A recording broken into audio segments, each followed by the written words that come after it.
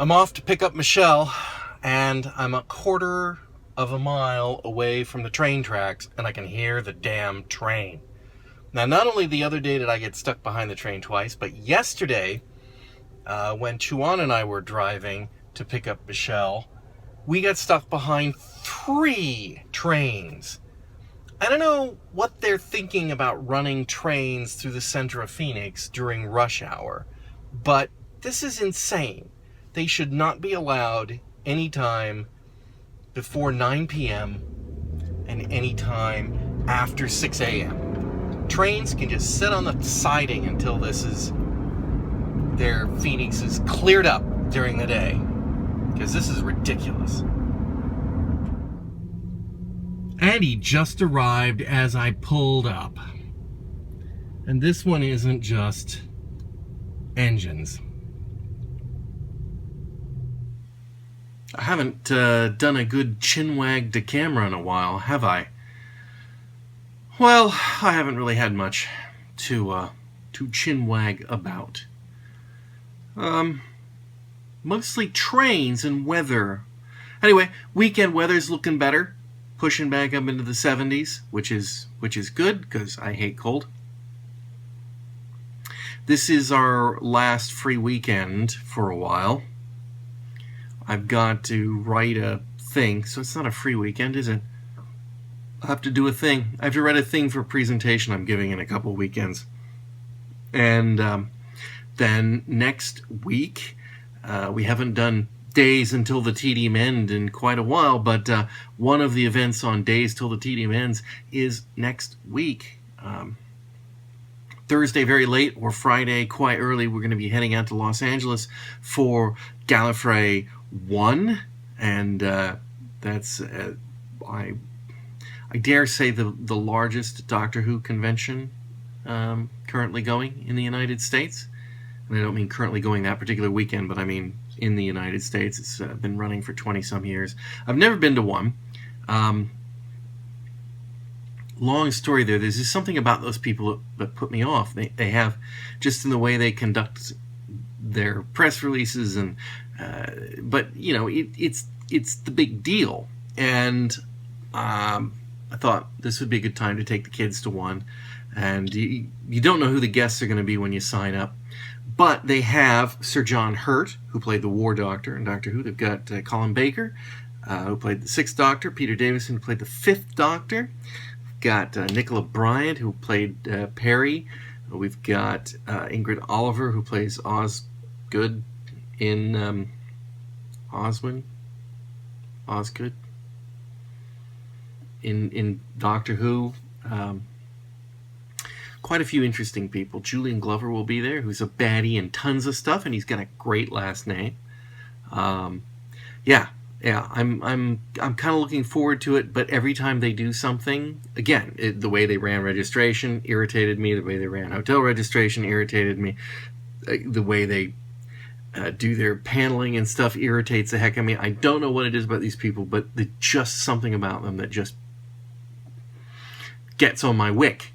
So hopefully that does not happen at the convention, because obviously I want to go and have a great time and enjoy it and find lots of cool Doctor Who stuff. So we'll see about that. There's been this damned alarm ringing for the last, well, it's finally stopped now, but a little earlier it had been going for at least 45 minutes. And finally went outside to hear what it was, and it appeared to be like a building alarm, not a car alarm. And why the police hadn't gotten over there and done something about it, I don't know. But it was getting annoying. Let's see if we step outside how bad it is. It's going to be dark. Give up the idea that you're going to be able to see anything.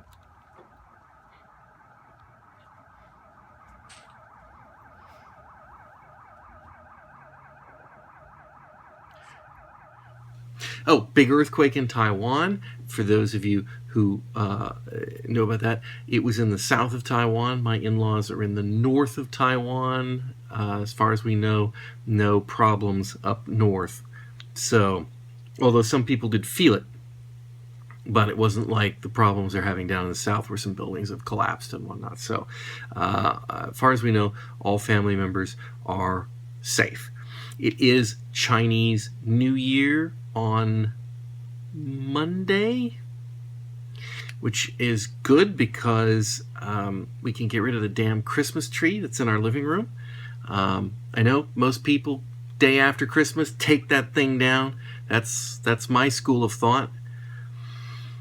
But my wife's family tradition in Taiwan was that they would leave the tree up until Chinese New Year, which, can just be a short time into the year, or in this case, it's well into February. I'm really sick of the Christmas tree. It's time for it to go down, and after Monday, we can take it down. Good? All good. We went out and had Chinese dinner at a place that we got a list of some places that are on the other side of town mostly, but have been rated very highly.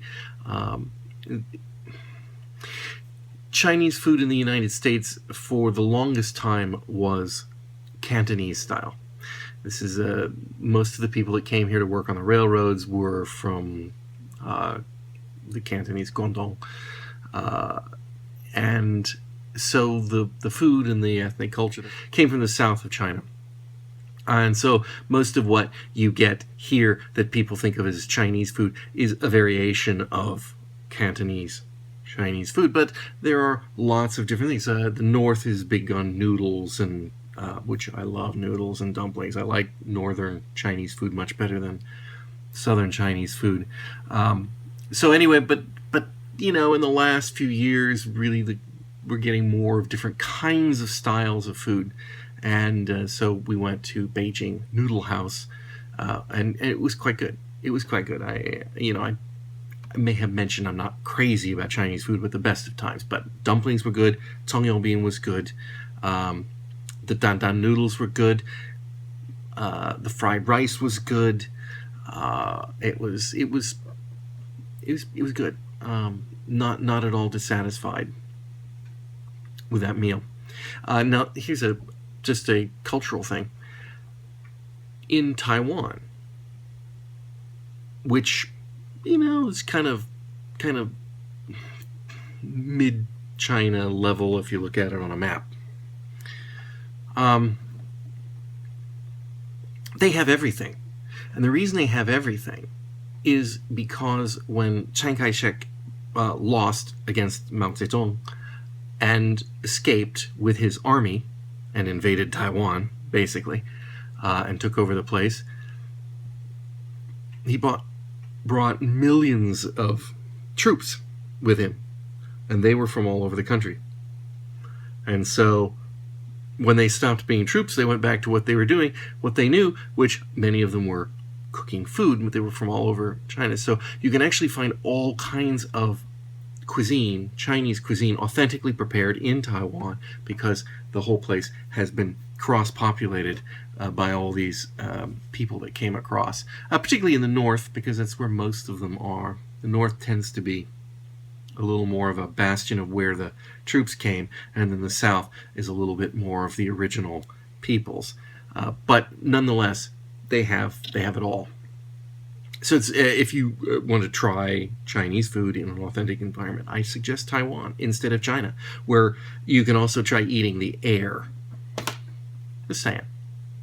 Anyway, I think that's it. There's been an update to Final Cut Pro. I'm hoping that this fixes the problem with cross-posting to multiple YouTube channels, so I'm going to be trying that, and that's why I'm finishing this off a little early, but I may have another episode this weekend, depending on how things go. So remember, in the meantime, to like, comment, and subscribe. And we will see you next time.